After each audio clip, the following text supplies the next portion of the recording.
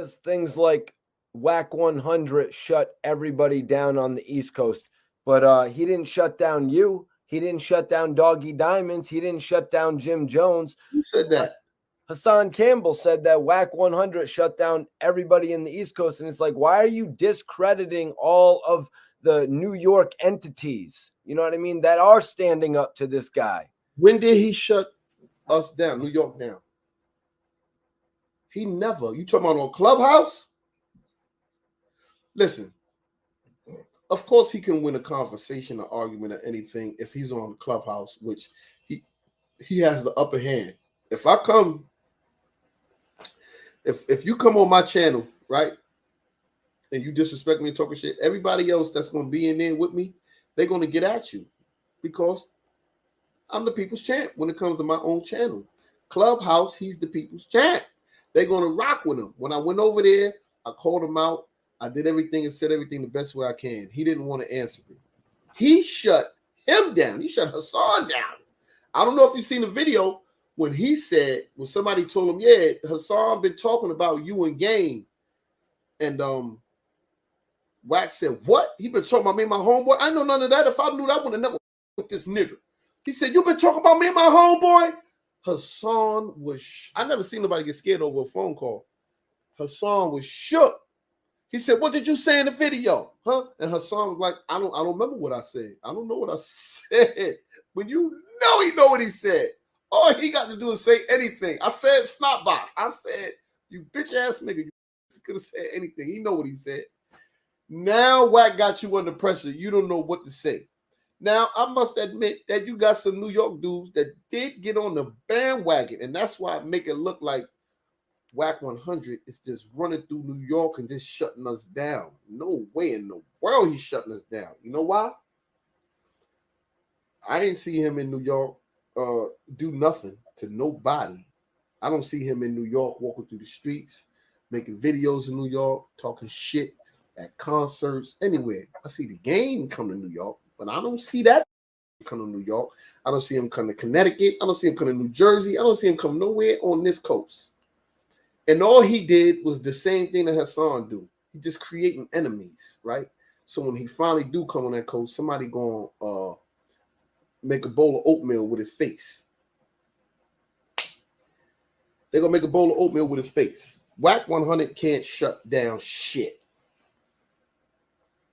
That's it. And Hassan can't shut down shit. They both the same. Bitch made. That's it. I said it. So I want to take it over. I want to take it over to Chicago. What do you think of? Yeah, Chi-Town. What do you think about Hassan Campbell saying that FBG Duck is local and Big was a superstar? That was kind of foul the way he kind of put them in levels like that, because you know Big came up at a certain point too, rapping in front of bodegas, you know what I'm saying? FBG Duck just didn't get to make it to a certain point in his career. That's right. That's the only thing. FBG Duck got before his time. So you think if he didn't get, he wouldn't be a superstar today? These kids today is getting way more stardom than back then. I mean, as it grows, coming from Eric B. and Rakim, MC Shan, Grandmaster Flash, as the rap in the years grew, you seen that people began to get bigger and bigger. And when I say bigger, I don't mean just stardom under the light. I'm talking about they getting more better and bigger contracts, right? They multi-millionaires. They getting way more money than Biggie and them was getting. Look at Lil Durk. From the NBA, from baseball, boxing, is way more money to be made today. Little Baby is filthy. Look at Little Durk. Little Durk, filthy. They filthy. Like rappers back then couldn't even floss like these little young kids doing today. These contracts that they getting, man. So you can't compare Biggie to no FBG Duck. Then he tried to compare FBG Duck mother to Biggie's mother. There's no comparison, man. These are two different. Listen, New York and Chicago are two different plantations, different states. These are two different slave plantations with different type of masters. Chicago got The worst. You know why? Because they master are not overseeing what the they doing. In New York, they got a tight grip on what's going on out there, opposed to Chicago. You go to Chicago, they kill you like eating cereal in the morning. Don't give a shit. They don't care. I remember I asked JoJo Capone one time, right? And at first I couldn't understand it. So I did an interview with JoJo Capone. Salute to JoJo. Right? I said, come on, man, we could do better because I was saying some shit about we don't have to carry guns and this and that. And JoJo said, nah, yes, we do. We have to carry guns. Where I'm from. I'm like, no, we don't. And I'm trying to argue it until I fully understood Chicago. Chicago ain't nothing like New York. In New York, this is peaceful.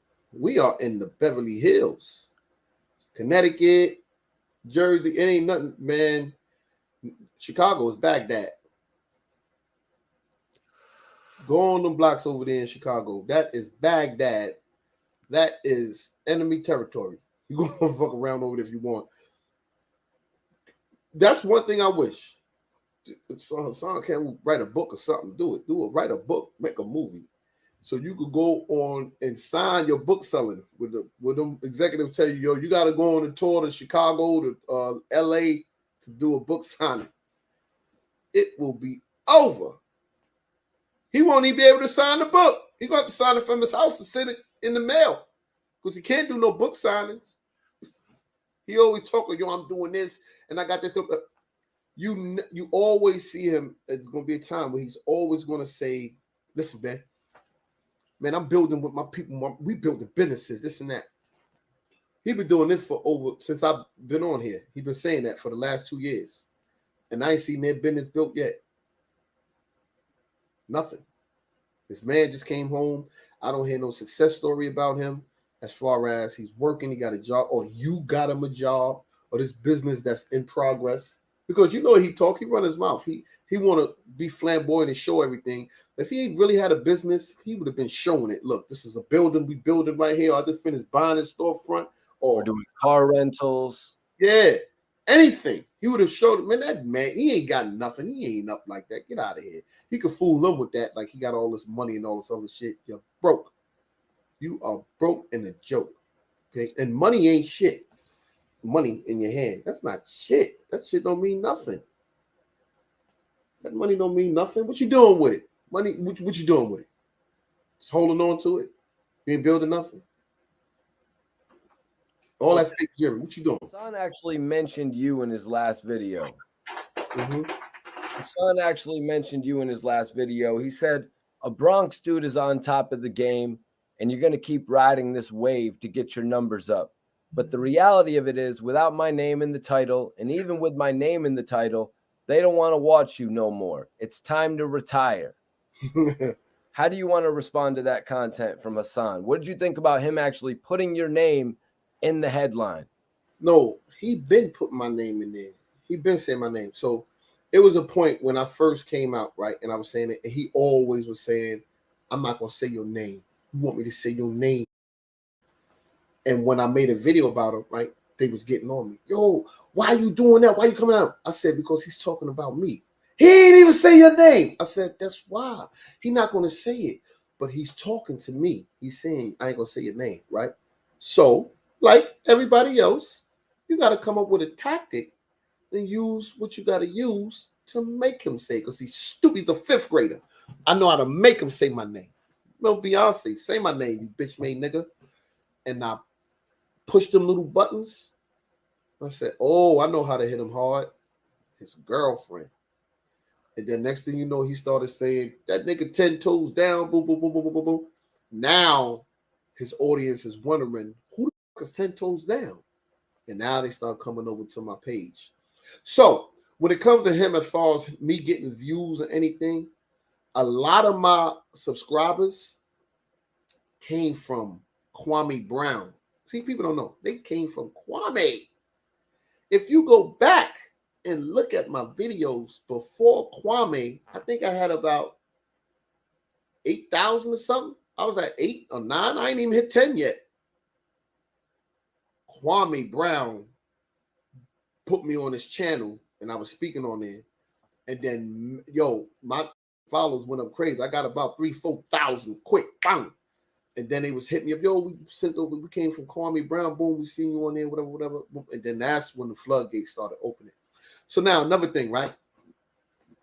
If I say something about you, Mikey, right? And some of your followers come to me, I must be saying something that they're interested in, right? The majority of the followers that I took from him, they didn't come over. I took them. And he don't like it. And now they shooting at him. The majority of them that came over, they enjoyed what I was saying. And I guess they was just waiting for someone to speak out against the dumb shit that he's doing and somebody that's sincere. And that's gonna be, you ain't gonna get no views with or without me. I'm still getting views. I'm still getting views, right? And the number of viewers that I'm getting, it doesn't matter. If I get one person, that's one person who I got through. He'd be getting over 100,000 views, right? My question be to him, out of that 100,000, give me one life you have changed. Whether it was with the knowledge that you have dropped on them and you had a private conversation, phone call with them, how many jobs you have given out, how many people you have found housing for, how many people, because you were criminal and most of all your friends and everybody's in prison. How many of your friends that came home that you've given jobs to or you helped get them room and board? He can't produce none of that. So it's not about the views with me. It's about the work. How many times you put your foot on that concrete and went out and did the work? That's why the people come to me. That's why I get the views that I got. If I just make a regular video and just talking, I can guarantee 2,000 to 4,000 views. How many people out here is talking to 2,000 people? Well, that's it's a lot of people. Honestly, looking at your video, the views have going up as well. But I've been looking at your channel, and the people watch you at like 9 a.m. in the morning, no matter the title. Like, I'm sorry to break Hassan Bubble's bubble here, you know what I mean? Hassan Campbell's bubble. But this man right here, 10 toes down, could literally talk about Looney Tunes and DuckTales, and there will be a few hundred people there watching. But you know what I mean? It's him personally. You know what I mean? It's him with the bird bath in the back of his crib. You know what I mean? He's just hating on you, not remembering the grind that he had to go through to get where he's at right now. See, that's the discouragement that he tries to do. The same thing he say, the 05 movement, this and that. If he went at it with you, he'd say, your channel, he'd say everything, right? Yo, you ain't got no views. That's him trying to discourage you and to discourage the people that you are nobody because you don't have view. Probably like the same people who tried to discourage him early on. You're not going to go anywhere. You're not going to do anything. That's right. That's right. So now that you have got on top, I can't even imagine if I ever made it to 1 million subscribers and any video I put up, I got 500,000 views. I'm going to be the same mother. You ain't never going to find me ever switching up. You know why? Because me and him cut from a totally different cloth. I come from struggle and real pain that I never would forget. I come from a road where I ain't going on that way, but I come from a place where it's ugly, real ugly.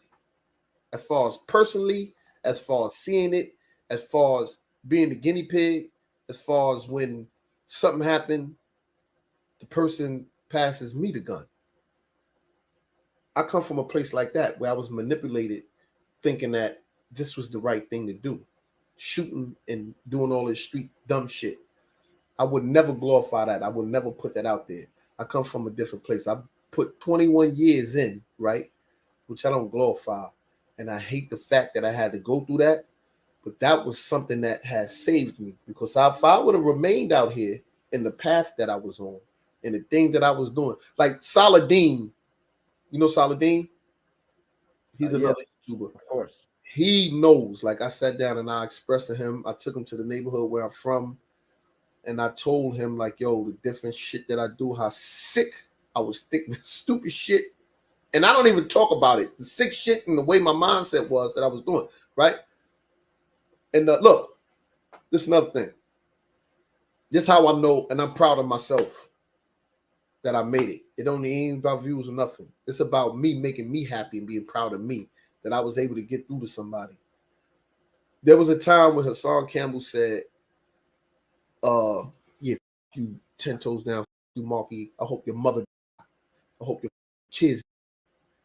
I'm like, God damn, this is coming cold. He was saying, yeah, I throw it down the steps. My mother's 84 years old, right? My mom's at the time was, she had cancer. They only gave her a couple of months to live, right? Now I'm a mama's boy, I'm past, I don't know nobody. I don't think nobody as much a mama's boy as me. As much Grandma's guy. I'm a grandma's boy. Your grandma's boy? Yeah. I'm a grandma guy, yeah. Yeah, like I go to hell and back. I had incidents when I was locked up. I was on the phone with my mother one time and she was choking and the phone went off. I said, oh shit, this is it right here. I went to, because when you're in prison, you could tell the CO, yo, listen, I need you to call to the watch commander. They got to call over here, send an ambulance to this address. That they can do that. So okay. I'm telling the CO. He's like, oh, I can't do it. Went back to my shit, put my shit on, tighten up. I said, all right, officer, I'm going to give you one more chance. You're going to call up there and tell them to send an ambulance to my mother, because if my mom's die due to you spending all this time with me talking to you, I'm going to murder you. He was like, what the? I said, now you either pull that pen or you get on the phone. He got right on the phone and called. They know, because they never seen that side of me. You know, this big, cool, laughing, happy, jolly.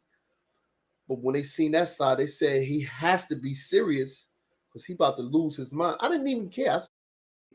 I will, that point. And I don't care. So at the time when Hassan was doing that with my mom's, right?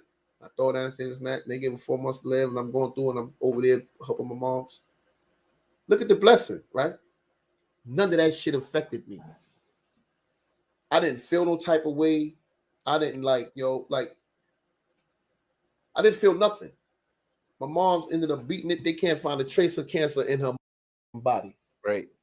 Right. So what would have happened if I would have went and did something or took it personal, whatever? So I said, I'm proud of myself because I've showed growth. I showed growth in myself. I've showed growth in my actions. I get upset. I be wanting to knock my head off sometimes, but I've showed growth. And that's the whole thing. That's what it's about. It's about growing and being able to dissect and say, you know what, you know what? I'm not gonna smack the shit out of you. I'm gonna make you sit down and eat these canned of vegetables, you bitch ass nigga. That's why when I catch one of them, I got a can of vegetables in my car. I keep it, both of my cars. I got a can of vegetables in there. Because when I catch them, right? See, I know a lot of people talk all that tough gangster shit. I'm not talking tough gangster shit. I know I could fight. I know my strength. I'm a strong. And I know it's not too many people out here who got their shit together, who's in that gym, who's doing everything, especially them. When I catch them, I'm gonna sit you. I'm gonna put the camera and I'm gonna sit you down. I'm gonna let people see it. I'm gonna put you. I ain't gonna beat you up. Now eat these vegetables. Because we know kids hate to eat their vegetables. They don't like eating their vegetables. I make you eat your vegetables, nigga. That's right. You can do that on YouTube, 10. You can do that on YouTube because you know what I mean. I was wondering where that was going. I was like, I don't know. You can do that. You can't be on YouTube beating people up. They go to the precinct. Exactly. You can't go to the police and say he made me eat vegetables. Eating their veggies. If you have these dudes eating their greens, man, that's gonna go viral. Eat your vegetables. Get ready for your greens, Hassan. I hope you like your veggies. Yeah, I'm gonna make him eat his vegetables. See, he always talk this gun shit, this and that. Let me tell you, let me just give you those out there some game, right? One thing you never do. This is coming from a dude that comes from the streets, just like you come from. Not saying I'm smarter than you or better, but I'm just telling you I know how to do the game much better. You never tell nobody that you hold it. 5 guards say that I always got the hammer on me. Hassan Campbell, you run down on me. I got the you talk that dumb shit. Let me tell you something in prison. You know the first thing dudes do in jail? Bitch made dudes do in jail? When they got beef with somebody, if he got beef with somebody upstairs, to make sure you ain't got that knife on you, they tell the CO, yo, I think this dude gonna stab somebody when he come out. The CO gonna go search this. When he come out, you're gonna go through him. And now when you come out, they know you empty-handed. You stupid. And I told the dummy before the 5th grade, I told him, I said, you dumbass nigga, you on YouTube telling people you keep a gun on you, that you running around. You know all they got to do to your stupid ass is call the police on you before they attack your stupid ass. They'll see you. Well, there you go. Call the police. Yeah, this guy got a gun. He in this car. This the license plate. Police roll down on you. No gun, no nothing. Okay, now we going to go smoke this nigga. We going to go finish him. We going to go finish him. You don't go telling people I got all this beef and all this other shit. He got beef with rappers. He got beef with gangbangers. He got beef from that. So now when the smoke come, right, it ain't going to be no investigation. Investigate what? We don't know who did it. You got beef with too many people.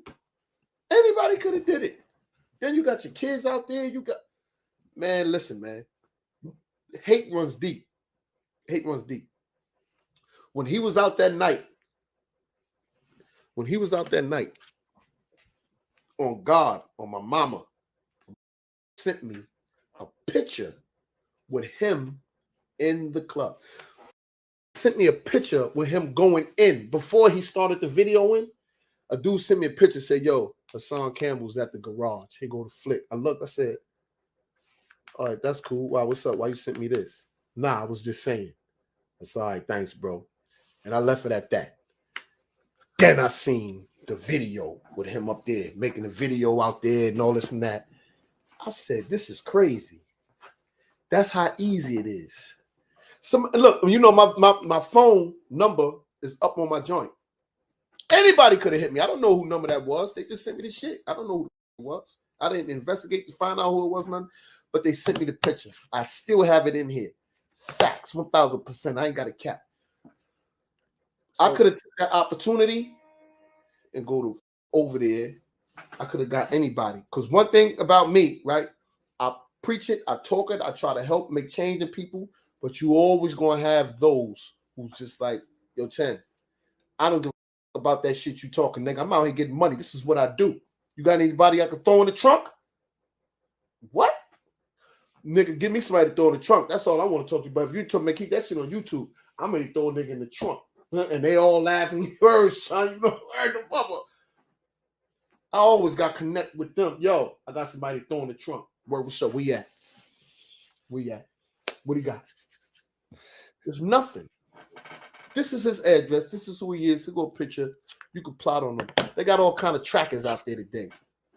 I got a tracker that I bought. I put in my own car. I got a track in there. And I can steal my car if you want. I go right on my phone. Okay, he right here. He just turned the engine off. I'm going to go right over there to you. I know where you at. They got trackers on phones where they tracking niggas and shit. Running up on them, kidnapping them, doing that dumb shit. Your little stupid ass. They throw the tracker on your car and follow you to your girl's graduation. You dumb niggas. He's a stupid ass. It's so easy. See, one thing about me, the judge said it. He said, this guy right here, he's manipulating the system. He didn't say I was a manipulator. He said I try to manipulate the criminal justice system. I took it as a disrespect. What is he talking about? I didn't see it until going and learning about myself and seeing, God damn, I was a manipulator. I was able to move just by talking and kicking and whispering and talking to him and showing him because I'm a schemer. I know how to figure things out. I'm like, okay, boom. I got it. What you mean you got it? I got it, nigga. Figure it out. This is how we're going to get them. I scheme and plot. But today, I teach kids, you know what? What you want to be? I can, Mike D, I can sit with a group of kids, right? And they can ask me questions. What you want to be when you grow up? That's what you want to be? Tell me about yourself real quick. All right, stop talking. I could go in my mind. I could scheme and plot. All right, this is how you're going to do it. You're going to start like this, right? You're going to go to the corner. You're gonna go to this corner of your block. This is where you're from. You're gonna go out there. This is and I could start breaking shit down with every individual, every kid individually. I could break it down. I don't know. I just got that gift. I got that gift of gab. I got that gift of being able to put shit together in my mind real quick. They had this program, right? I don't know if you ever did this before, Mikey. They had this program. Even when I went to school, when it came to getting my GED and going to college and all that, I said, I'm not sitting in this classroom. Talk to me. What's the program? I want to know if I did it. Program called AVP. You ever been in that program? What does that stand for? Alternative to Violence Program. What, alternative violence program? Yeah. Those initials seem to be kind of memorable to me. What does this program entail? Well, they teach you about your triggers. They teach you about, just your violent streak, why you commit crime, why are you so violent, and they help try to teach you about how to get out of your violent thinking. Is this a jail thing or a school thing? No, it was a jail thing, but it's in the streets now. It's AVP. Okay, I never actually been locked up. Okay, but they have it out here in the streets too. So if you ever do something, let's say if you hit a girl and you get locked up for domestic, they could send you to AVP or they could send you to a program. And it might not be called AVP, but it's going to be a violent program when you got to go there. But they teaching along the same lines, the same thing. But within this program, right, we got about 20 people. So the 20 people, they sit me out because they're talking shit. Yeah, I know I'm smart. I can figure shit out. I can figure shit out. So they made teams. They said, yeah, okay, so I don't need no team. They said, all right, boom. So they take everybody and they wrap arms around each other. Everybody's wrapped up. 20 people, everybody's wrapped up in a tangle in a big ass group. And you got to go in there and you got to untangle them. You got to say, okay, you step out, bring your arms around him, but they can't unlock their hands. And you got to bring them out to where everybody's in the circle, still holding hands. They start in a circle, they come together, and they just start. I don't know how they start locking it all in together. Man, you think it's a game, Mike? I went there. I looked at them. I said, okay, hold on. Let me see where you at. Where you at? Where you at? Boom. All right, you step out, you step in. You step in, you step out. Boom, boom, boom, boom, boom. Broke it down. They like, oh, shit. When it was over, they was in the circle. I was in the middle of the circle, and everybody was around me holding their hands. They like, how the did you figure that out? I don't know. It just happened. I don't know. Some of us got it. Some of us don't. Some of us got that gift. That's some good shit right there. Yeah. I was in the middle and everybody was holding hands and I was in the circle. And that's why with the kids also, what I like to do, I like to have them sit in a circle and I whisper in one ear, pass it down. And when that shit get to the end and when it come back to me, I say what I told him over here. I could say the cat in the hat. You could say something simple, the cat in the hat. He cat in the hat. When that shit come to me, it'd be like the hat was on the cat. I'd be like, hold on. Now we got to figure out who fucked this up. Okay, what you told him? What you told him? Blah, blah, blah. And then when it get from this kid to that one, what you told him? No, he had told me the cat. Okay, go back. What you told him? I told him cat in the hat. I said, see how you could say one thing and it'll change before get back to the next person. And I was just showing that to say that you can't be telling everybody anything because when you get back to the police, the story going to be changed around. Right. And that's what happened with Hassan Campbell. Or even just in the streets. The story will keep switched around. He got locked up for a murder. I can admit to one murder he got locked up for. You know why he got locked up for that murder? Because a dude named Nudie, these people in the building, nobody knew who do it. Bitch made knew who do it. Knew he did it. Knew Nudie did it. He started running around. Yo, I them niggas up in there. Yeah, man. Bitch ass niggas. Word. He started saying he did it. They locked his stupid ass up. My question to him was, how the did you get out then? How you got out? For that one murder. I don't know about the other two. I know that one. How you get out of there? Did you tell on Nudie? Well, Nudie's dead now, but did you tell on him? All this tough Bronx River talk. I robbed niggas. Didn't you see the video? You didn't see the video with me and him where he said that he shitted on himself when Nudie came to him? That he had a gun with no bullets? It's crazy. Me and him, and he said, yo, I had a gun. I didn't have no bullets. Shitted on myself. The gun fell down in my pants leg. He searched me. The gun fell down in my pants leg. I guess while he was coming up, the gun went past. He didn't feel it. Boom. He said he was going to murder me. He told me to go down inside this little hole in the basement. He said, I'm not going down there. I'm not going down there. Because he knew Nudie was going to take him down there and murder him down there, opposed in front of everybody. So if you this tough Bronx River dude who ran the whole Bronx River, all people got to do is just, if y'all don't like what he's saying in reference to him being the toughest, you got caught bodies, say, what about Nudie? He ain't going to answer that. He'll cuss you out. You mean, what about Nudie? What about Nudie? He ran you out of Bronx River. Your mother left Bronx River because they ran you out of there. You didn't leave because you wanted to. You was in danger. 10. What year did Nudie die? I don't know what year he died. I got a picture of Nudie too. I don't know what year he died.